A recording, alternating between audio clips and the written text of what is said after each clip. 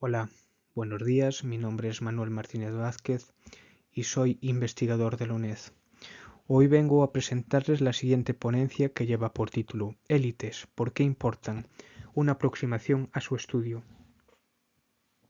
En ella pretendemos abogar por la defensa del estudio de las relaciones de las élites en las relaciones internacionales. Primeramente, cabría preguntarse de qué hablamos cuando hablamos de élites. Consideramos que la existencia de élites es una constante histórica, fruto de todo proceso de estratificación social inherente a toda comunidad humana, y esto ha sido estudiado por la sociología, por la ciencia política y por la historia. Podemos decir que toda sociedad o que toda comunidad humana se divide a su vez en múltiples dirigentes y múltiples dirigidos. O en cierta medida, todos asumimos a veces el rol de dirigente y otras veces el rol de dirigido. ¿Por qué es importante el estudio de las élites y las relaciones internacionales? Pues porque consideramos que nos brindan una información muy interesante sobre, por ejemplo, las redes transnacionales que no simplemente tienen por qué ser redes de carácter político o estatal, pueden ser redes transnacionales de empresarios, redes transnacionales de comunidades científicas o redes transnacionales de agentes culturales. Al mismo tiempo, nos informan sobre la gobernanza mundial, quién toma las decisiones, y a su vez sobre la agenda internacional o las agendas internacionales. ¿Qué temas están en agenda? ¿Por qué están en agenda? ¿O quién determina que estén en agenda?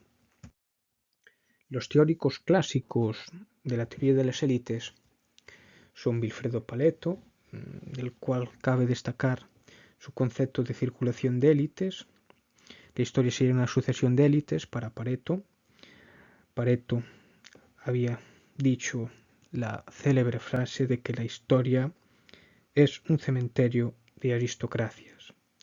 Esta centralidad de la circulación de las élites en el pensamiento paretiano se traduce en un estudio de las mismas, es decir, se renuevan las élites, no se renuevan, se reforman, no se reforman, se estancan, cuando se estancan hay procesos de conflicto, incluso de revolución, y a través de la revolución se da pie a la creación o al origen de una nueva élite. En este sentido, para Pareto, la visión histórica de las élites es una teoría de carácter cíclico.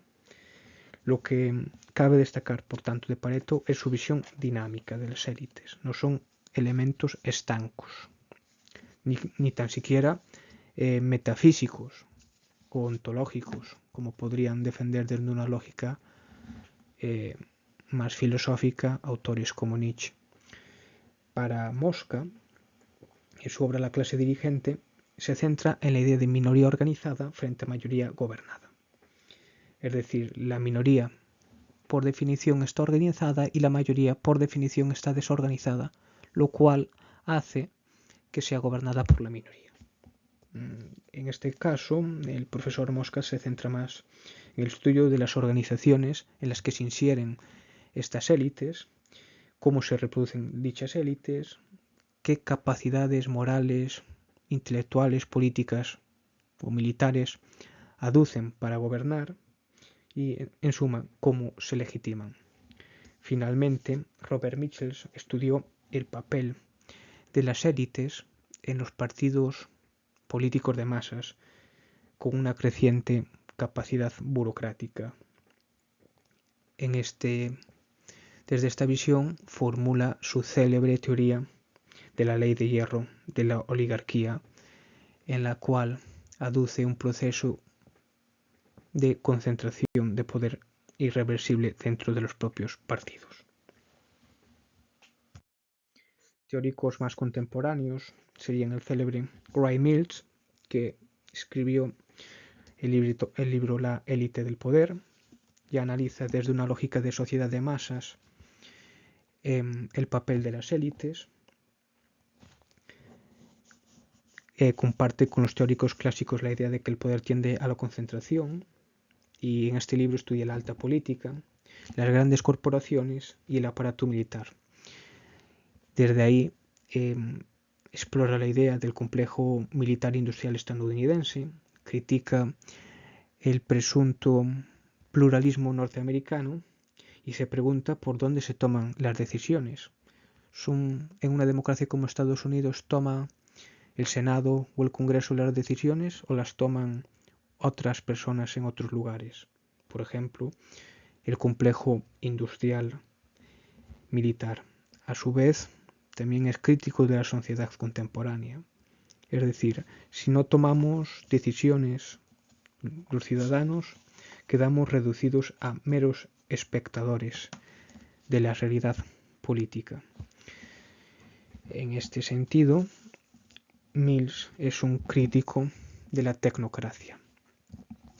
Otro autor interesante puede ser Pierre Bourdieu, en su obra La distinción, o en su otra obra también La nobleza del Estado, donde también se muestra crítico con el paradigma tecnocrático. Aduce que las élites tienden a ejercer una violencia simbólica a través de la definición de lo que él denomina habitus, que sería la estructura sociológica en la cual nos movemos o se mueve un determinado grupo humano.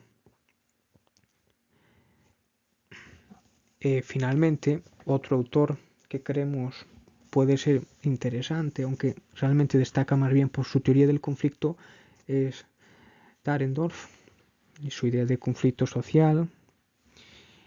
Defiende que el conflicto es inherente a toda sociedad, es decir, pero a diferencia de los teóricos marxistas, entiende que el conflicto no se produce por la posesión de los medios de producción, sino por la distribución del poder y por la autoridad. Y aquí la noción de autoridad es donde entraría el concepto de élite.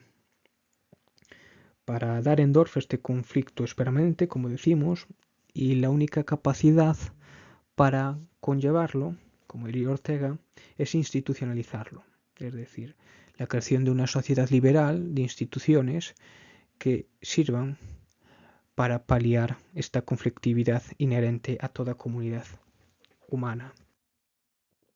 ¿Por qué hemos de preguntarnos por las élites? Pues como decimos, siguiendo la lógica de estos teóricos, cabe preguntarse de si las élites actuales se adaptan al cambio, sobre todo en momentos, como diría o acuñó Koselleck, de gran aceleración histórica, donde la dinámica política y social y económica se mueve a gran velocidad.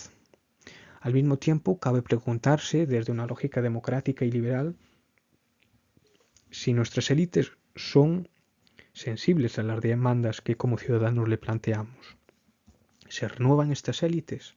Es decir, estas élites tienden a cristalizarse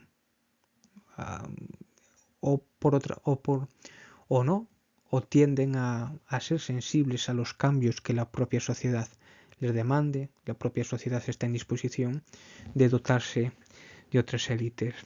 Y también creemos que es una pregunta muy interesante, sobre todo en un ámbito tan tecnificado como el de las relaciones internacionales, si es inevitable o no la tecnocracia y el riesgo que esto supone para las democracias liberales, no así para sistemas autoritarios, por ejemplo el modelo chino, que parecen hacer gala de una fuerte tecnocracia basada en una eficiencia técnica. Conclusiones. Parece fuera de toda duda que nos encontramos ante una sociedad altamente burocratizada. En tanto que sociedad altamente burocratizada, podemos decir que vivimos en una sociedad determinada por las élites. Preguntarse por las élites es preguntarse fundamentalmente por quién toma las decisiones. Y preguntarse por quién toma las decisiones creemos que es un ejercicio deontológico básico de toda ciencia social comprometida. Preguntarse por ello, por quién toma las decisiones, es condición sine qua non para la realización de una efectiva accountability, es decir, quién toma las decisiones, por qué las toma. Y en caso de que no estemos satisfechos, o si lo estemos con estas decisiones, poder exigir responsabilidades. Al mismo tiempo, estudiando las mecánicas de reproducción de las élites, podremos comprender si dichas élites son sensibles o no lo son a los cambios sociales. Esto es todo y muchas gracias por su atención.